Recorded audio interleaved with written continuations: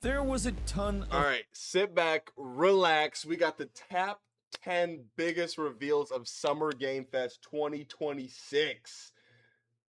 Hey, much love, my dude. Thank you for all the likes. Thank you for the follows. I appreciate it, everybody. It means the world to me. Okay, here we go. Lock in.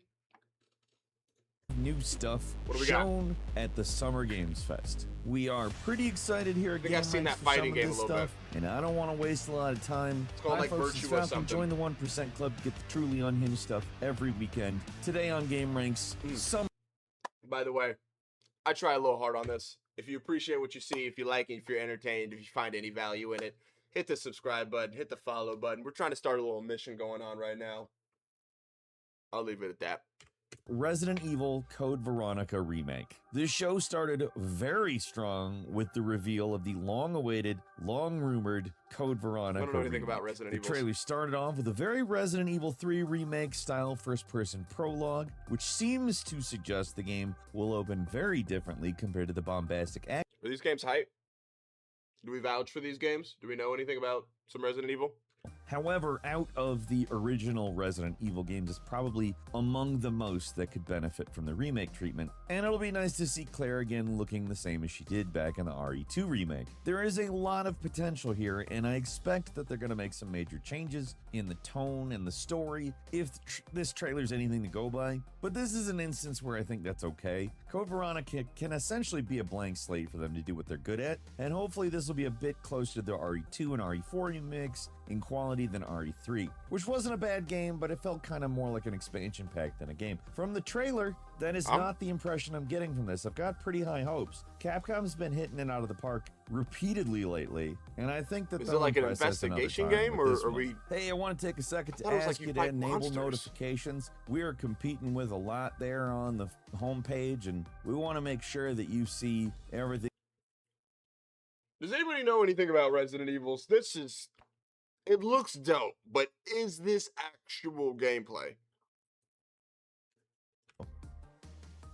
And number 9, it's Final Fantasy VII Revelation. For whatever reason, it just feels like this Summer Games Fest was the right time for Part 3 to get announced. And here it is. And even expecting to see it, it still looks absolutely incredible and a step up from what they did in the past game, which again, we have called irresponsible. Everyone was wondering how they were going to do the airship, but I think they're probably doing something closest to what I thought, which was that they're just going to do it. Just in the game, you get full control and you can jump off the ship and glide to the surface like Breath of the Wild, which I have to say is the right choice. It's not what I would have even thought of, but man, you can do the airship, you can fly around the world, which is super fun, and you can jump down to the ground. I'm having a feeling it's a clever way of hiding some loading screens a la Crimson Desert, which didn't really cleverly hide This looks pretty dope. Probably better than Crimson Desert, but I used to play the Final concept Fantasy is that Tactics how you a got lot. the sort of Those were sky tight. version of Those the were my world type map, game. and you jump down to a more detailed version of it.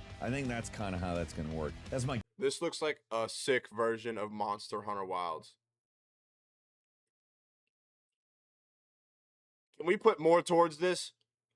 When is this coming out? And what's interesting about this trailer, in particular, is how faithful it seems to be to the original game, but the actual story events leading to Final Fantasy VII Revelations seem to suggest things could change, or diverge, or something.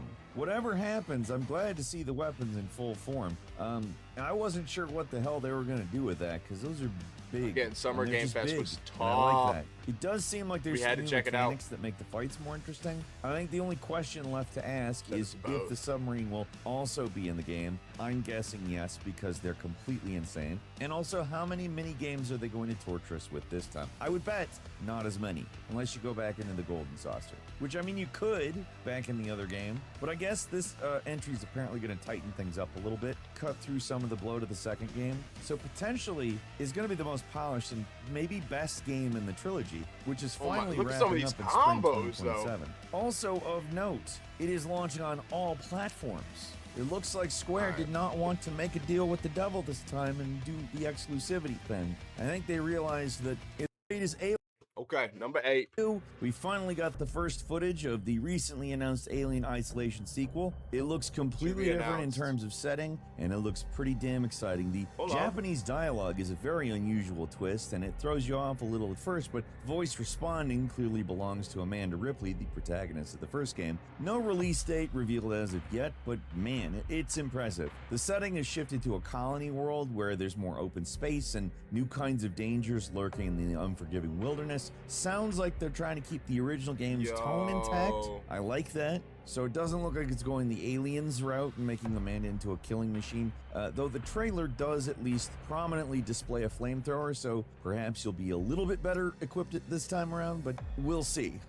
So and number 7 is Stellar Blade Blood Rain. In the past, the team at Shift Up all but confirmed they were working on a sequel to the surprisingly solid Stellar Blade, but I gotta say, what they showed today giving me Cyberpunk vibes. Mean that in a good way. The setting has shifted dramatically from a post-apocalyptic Earth to some kind of crazy future city that looks astounding. They're really feeling their graphical oats on this one, and it's all apparently being rendered in game. The combat system looks absolutely better than ever. The new boxing-style fighting moves pretty inspired and make the game look and play differently from the original. You play as a different protagonist this time, which is not the direction I expected. Looks like they're going kind of for Ghost in the Shell meets I'm always down for like a melee fighter. I like what I'm seeing. It feels like this one has a much more distinct unique identity compared to the first game, which was borrowing pretty heavily from Nier Automata, among other things. Another thing I have to say, the trailer sucked me in for a moment, and then they just kind of hit you with ass, and I'm like, oh, it's a Gunner game.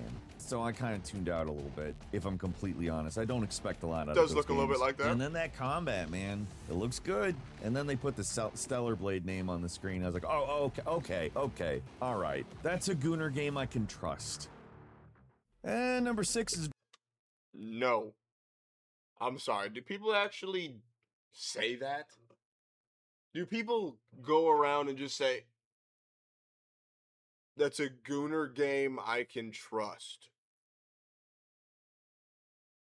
Virtua Fighter Crossroads, man, this one has been a long time coming, but we finally have a name for Virtua Fighter 6. It's Crossroads, and it looks like they're finally making the dream fighting game campaign mode that seems to combine elements. Only because, look, I play a lot of tech, and of course I'm up on the next fighting game that's about to come out. This is gonna be it, dude. Elements of RGG Studios' other most famous franchise, the Yakuza series. Just the fact that there's gonna be a full story mode with Virtua Fighter combat in a game that's not called Shenmue is... it's exciting. This could be the next great fighting game story mode. It helps that everything we've seen from the game looks absolutely incredible, with realistic interpretations of classic characters to the flow and the intensity of the combat. Virtua Fighter's always been one of the really good fighting game franchises, but Sega's giving it the budget treatment it deserves, like a nice big budget, and I'm really happy to see it. No date was given, but it's apparently coming in 2027, so yeah. And number 5 is Crossfire. This one is interesting. The trailer makes it look like some kind of co-op milsim shooter with high production values, but make no mistake, it's a single-player action game that seems to emphasize strategic movement and positioning. The production values are off the charts. The characters and cutscenes look next-gen, which is pretty impressive considering it's a game coming from a new studio called That's No Moon, made up of some former Naughty Dog devs and some former Infinity Ward ones. I'll say when they came out on stage and they were like, we rethought cover, we call it adaptive cover. You move according to the cover and adapt. I was like, yeah, it just happened last week in 007 First Light, but that's not something I'm mad about. More games can do that, and I'll definitely be happy. And like, in all seriousness, what starts off looking like a pretty standard military gun game becomes more interesting as the trailer goes on. It appears like some kind of mysterious, possibly alien substance is possessing people and causing them to attack one another. It looks like it could be something to watch out for, but no release date was given yet. Okay. And number 4 is Guild Wars 3, a game we were hearing whispers about before Summer Game Fest. And in my head, I was saying, those rumors gotta be true. It's such an out-of-nowhere thing. Nobody would be making that shit up. Guild Wars 2 came out in 2012. That's a lifetime ago. I wouldn't have suspected they'd put a third one out now. The trailer itself doesn't reveal much about what the game will actually be like, but I imagine they're going to stick to the format they originally revolutionized by making a subscriptionless MMO with satisfying movement and combat. If I was cynical, I would say this is a game trying to piggyback on the success of the recent gacha-powered free-to-play open-world games like Genshin Impact and Zenless Zone Zero, stuff like that, but in a more accommodating way. To put this is that I think they're seeing a space for these types of games and are moving forward with a long-awaited sequel. I am not an MMO fan.